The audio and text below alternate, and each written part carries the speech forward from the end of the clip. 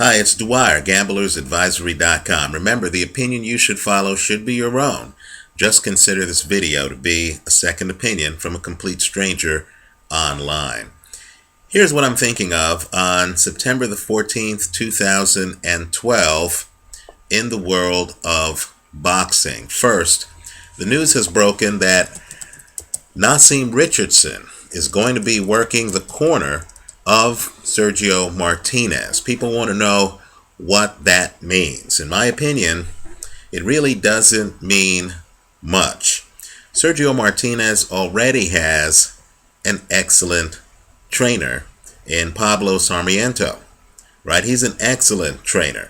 I believe all Martinez is doing is having a guy in his corner who has experience in terms of catching the other team doing something incorrectly. As you may recall, Naazim Richardson was the person who, during the hand wrap for the Bernard Hopkins-Felix Trinidad fight, discovered that Felix Trinidad was wrapping his hands incorrectly. Right? That actually forced Trinidad to re-wrap his hands. And keep in mind, part of the game is mental, right? A fighter with a hand wrap that he's uncomfortable with might not be 100% on fight night. Naazim Richardson's fighter, Bernard Hopkins, won that fight.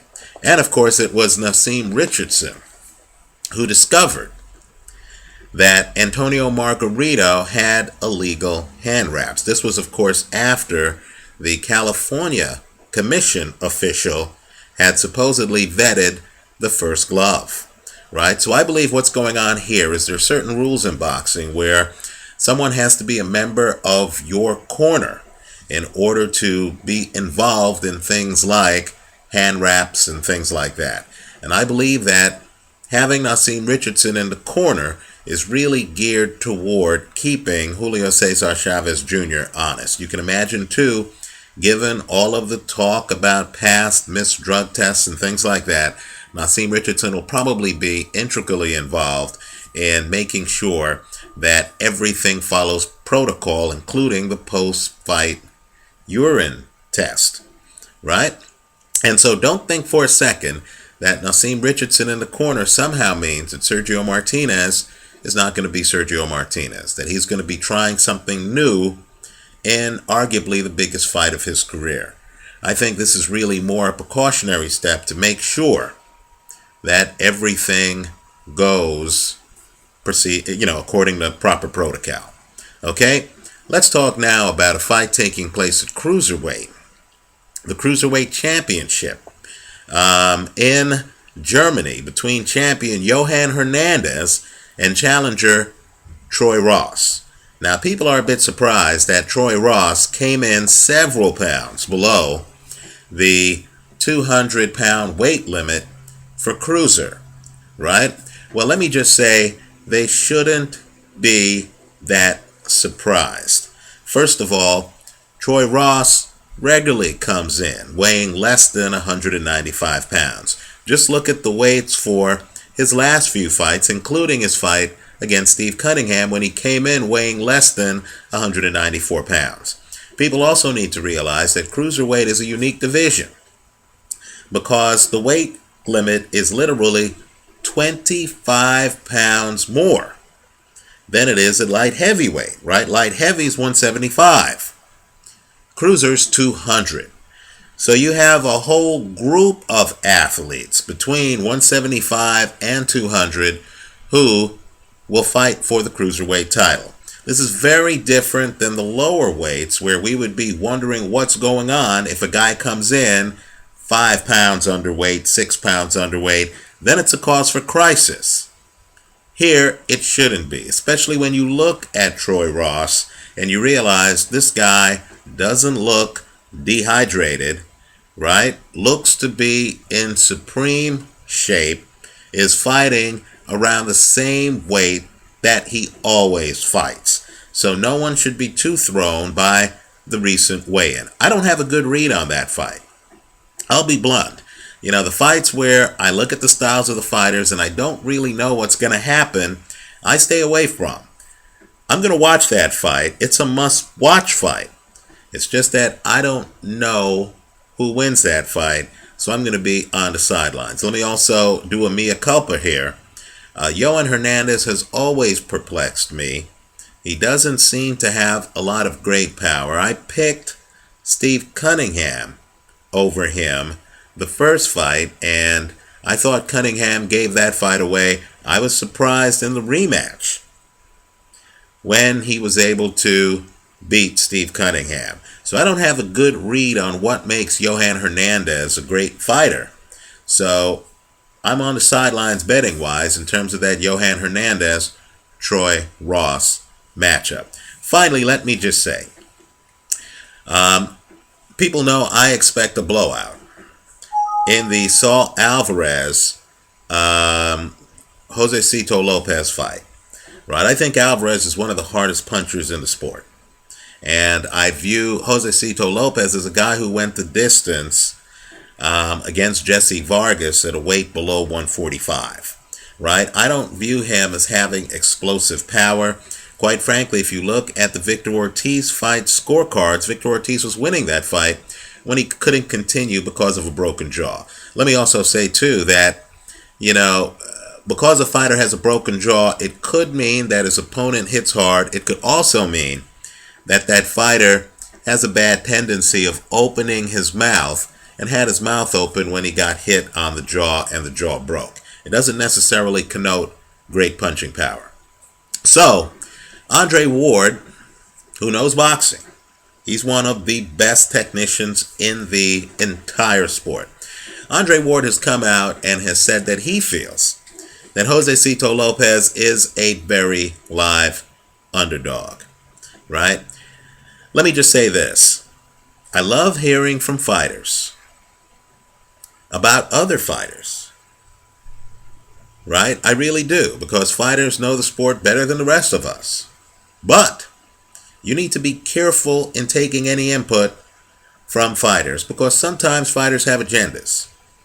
Now, Andre Ward is very grateful to his promotional group, right, Goose and Tudor, who just happens to also promote Josecito Lopez, right? Don't think that grateful athletes or guys from the same gym aren't going to back their friends in fights, whether or not their friends have the ammunition for the shootout, right? All I can say is Andre Ward's a great guy. I would not expect him to diss another Goosen Tudor fighter, right? Andre Ward's endorsement of Josecito Lopez, in my opinion, should be viewed with a bit of skepticism, right? It should be viewed more as a political endorsement than, in my opinion, an actual endorsement.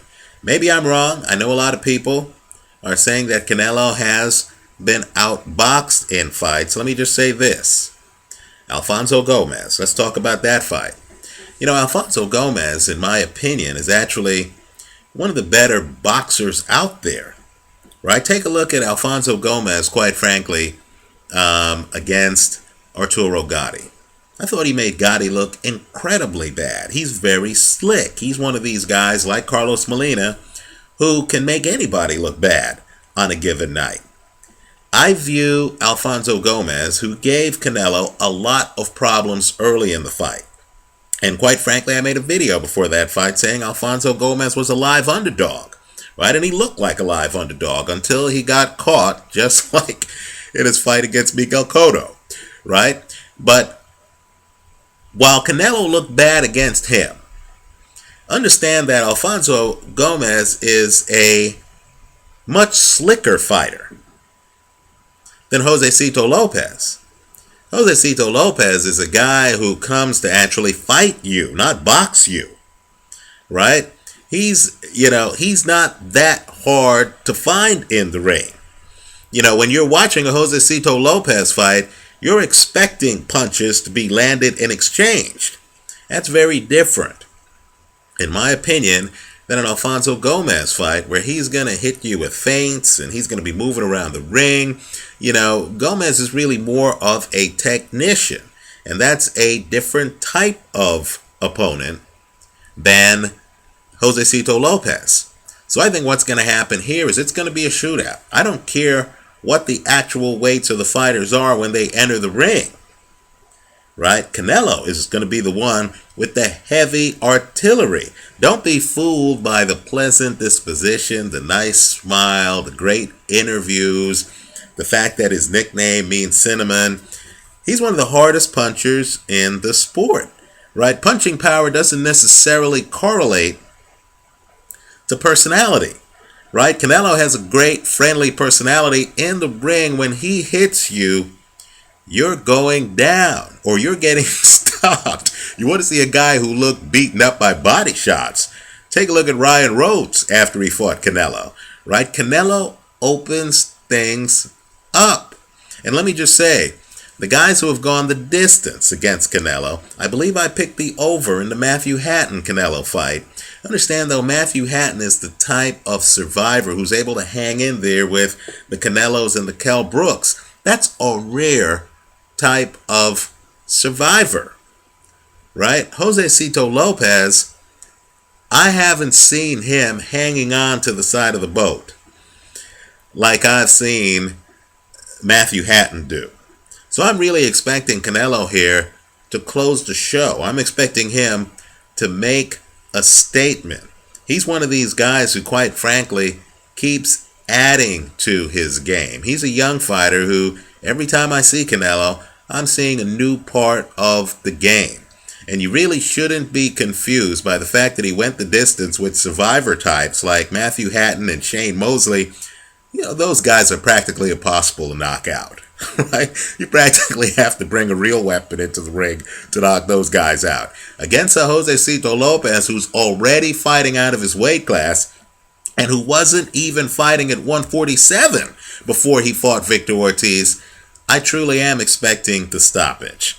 You know, and let me just say, I'll be the most shocked man in America if this fight starts and I see Josecito Lopez on his back foot. That's just not who the guy is. So I believe he's going to be coming on his front foot. I think Canelo is like Vladimir Klitschko, right? He's going to have you running into a jab. He has a pretty good jab. He's not that mobile, right? His hand speed isn't that great, but he's going to have you running into a jab. Then he's going to start to throw a left hook off the jab. And keep in mind, that left hook is what knocked Carlos Baldomir unconscious. I'm talking about he's out before he hits the canvas, right? That left hook is lethal. And then, of course, Canelo has that straight right hand. And if you see him start to land that straight right hand, just count the seconds before that fight ends. I truly am expecting a KO in that fight. I think Andre Ward is being diplomatic to his promotional group and to a friend. I'm not sure if he's really looking at the styles of the fighters in this one, right? I'm expecting Canelo by KO. We'll find out what happens. Let me know what you think. Leave your comments for me here online.